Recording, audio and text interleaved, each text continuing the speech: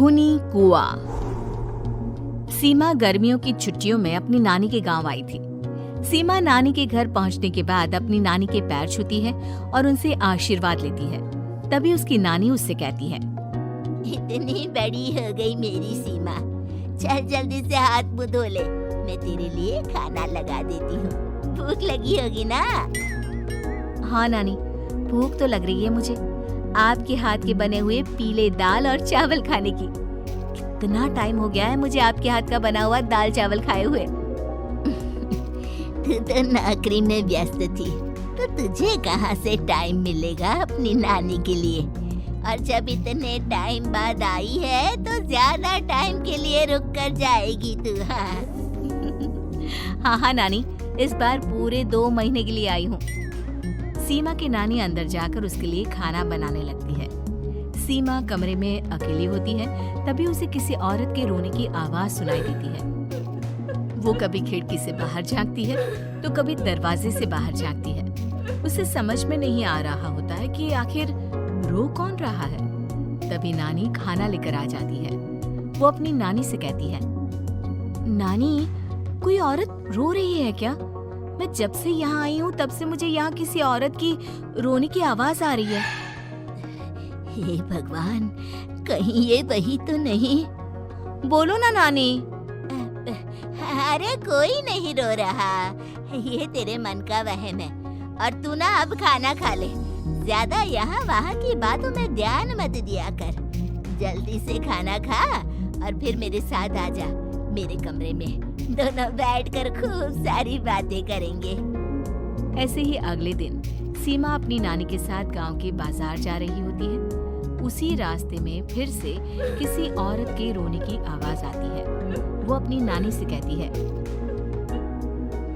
अरे नानी, क्या सच में तुम्हें अभी भी किसी औरत के रोने की आवाज नहीं सुनाई दे रही? मुझे किसी औरत की बहुत बुरी तरीके से रोने और चीखने की आवाजें आ रही है। मैं बहुत परेशान हूँ नानी, आखिर ये कौन है? मुझे लगता है कि सीमा को शहर भेज देना चाहिए, यहाँ रहना उसके लिए ठीक नहीं। नानी बोलो ना, आप चुप क्यों हो जाती हो? सीमा, तू घर चल, मुझे तुझसे बहुत जरूरी बात करनी है। नानी सीमा को घर ले आती है और सीमा से कहती है, सीमा, कल सुबह तू शहर वापस चली जाएगी। अरे अचानक? आखिर क्या बात है नानी, आप मुझे ऐसे जाने को क्यों कह रही हो? मैं बस जो कह रही हूँ उस पर ध्यान दे। तू कल सुबह यहाँ से चली जाएगी, और ये बात मैं कोई मजाक में नहीं बोल रही। तू कल जाएगी तो मतलब जाएगी। अरे नानी, चली जाऊंगी मैं, ठीक है, पर आखिर बात क्या है ये तो बता दो।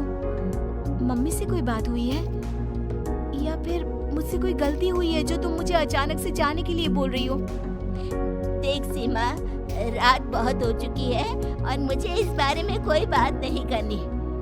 चल, अब चल के मेरे साथ सो जा। सुबह की बस पकड़कर तुझे शहर भी तो जाना है। सीमा को अपनी नानी का ऐसा व्यवहार देखकर बहुत ही अजीब लगता है। उसे कुछ समझ में नहीं आ रहा होता है कि आखिर उसकी नानी उसे अचानक से गांव छोड़कर जाने के लिए क्यों कह रही है। ये सारी बातें सोचते सोचते सीमा की आंख लग जाती है और वो अपनी नानी के साथ सो जाती है।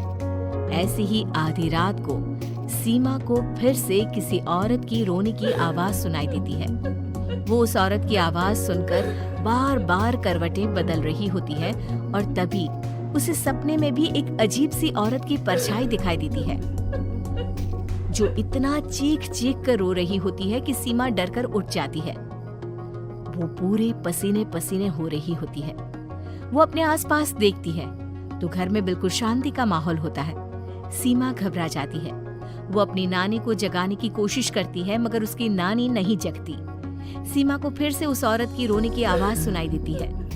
आखिरकार सीमा अपने आप को रोक नहीं पाती और वो घर का दरवाजा खोलकर बाहर निकलती है।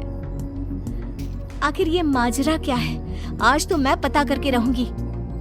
अब आवाज का पीछा करते हुए सीमा आधी रात को गांव की चौपाल के पास बने कुएं के पास पहुंच जाती है, जहां कुएं की चारों ओर बेड़ियां लगी होती है। उन बेड़ियों में लगे हुए ताले के साथ एक लाल रंग का कपड़ा और माता रानी का कलावा बंधा होता है। उस कुएं में से सीमा को किसी के रोने की आवाज आती है। सीमा परेशान हो जाती है। इस कुएं में कौन है? कौन है यहाँ? सुनो, कौन है? कौन रो रहा है? वो चिल्ला चिल्ला कर पूछती है और साथ ही लोगों को जगाने की कोशिश करती है, मगर किसी को भी उसकी आवाज सुनाई नहीं देती। अब सीमा खुद उस कुएं के पास की बेड़ियों और तालों को खोलने की कोशिश करती है और किसी तरह कुछ देर की मशक्कत के बाद सीमा उसको खोल भी देती है। और जैसे ही वो कुआं खोलकर उसके अंदर झांकती है, सीमा उस कुएं में गिर जाती है। इतने में उसकी नानी की नींद भी खुल जाती है और सीमा को पास ना देखकर नानी परेशान हो जाती है। नानी घबराकर पूरे घर में उसे ढूंढने की कोशिश करती है, जिसके बाद उसकी नानी और सभी लोग उस खूनी कुएं के पास जाते हैं और सीमा की नानी कुएं के पास खड़ी होती है। सभी गांव वालों और सीमा की नानी को सीमा के चिल्लाने की आवाज आती है, बचाओ, कोई मुझे बचाओ। मेरी बच्ची, हम आ गए, हम तुझे बचा लेंगे। नानी, मुझे यहाँ बहुत डर लग रहा है। यहाँ इंसान की कटी हुई मुंडिया, हाथ, पैर और कंकाल है और खून भी है। नानी, मुझे डर लग रहा है। आप सब मेरी मदद कीजिए, नहीं तो ये खूनी कुआं मेरी बच्ची को भी खा जाएगा। अरे मुझे तो ये समझ में नहीं आ रहा कि आखिर इस खूनी कुएं को खोला किसने। सालों पहले इसको इतनी मुश्किलों के बाद तांत्रिक बाबा ने बंद किया था। अरे पूरा गांव खूनी कुएं के बारे में अच्छे से जानता है, तो कोई भी जानबूझकर तो ऐसा करेगा नहीं। मतलब किसी ने अनजाने में इसे खोल दिया है भैया। सीमा को इस बारे में मालूम नहीं था और जब से वो यहाँ आई थी तभी से उसे किसी औरत के रोने की आवाजें भी सुनाई दे रही थी। कहीं सीमा ने ही तो उसे नहीं खोला। अगर ऐसा है तो फिर सीमा का बचना बहुत मुश्किल है। वहीं कुएं के अंदर सीमा रोते हुए बैठी होती है कि उसे आवाज सुनाई देती है जो कुएं के बाहर खड़े गांव वालों में से किसी को सुनाई नहीं देता। आज सालों के बाद मुझे ताजा खून मिलेगा। तेरा खून पीकर आज मैं अपनी प्यास बुझाऊंगा।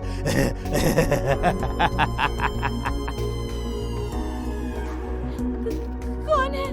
कौन है? मत मारो प्लीज, मुझे जाने दो प्लीज। मैंने किसी का क्या बिगाड़ा है? वो तुझे मरने के बाद पता चल ही जाएगा। जितने में गांव वाले और सीमा की नानी कुछ सोच पाते, उतने में उन्हें सीमा के चिल्लाने की आवाज आती है और अगले ही पल सब शांत हो जाता है। क्या हुआ? सीमा, मेरी बेटी। माफ करना बहन, लेकिन अब सीमा वापस नहीं आएगी। हमें एक बार फिर से कुएं को बंद करना होगा। गांव वाले तभी तांत्रिक को बुला कर लाते हैं। एक बार फिर अपनी शक्ति से तांत्रिक बाबा उस कुएं को हमेशा हमेशा के लिए बंद कर देते हैं और वहां एक बोर्ड लगा दिया जाता है कि यहाँ आना मना है।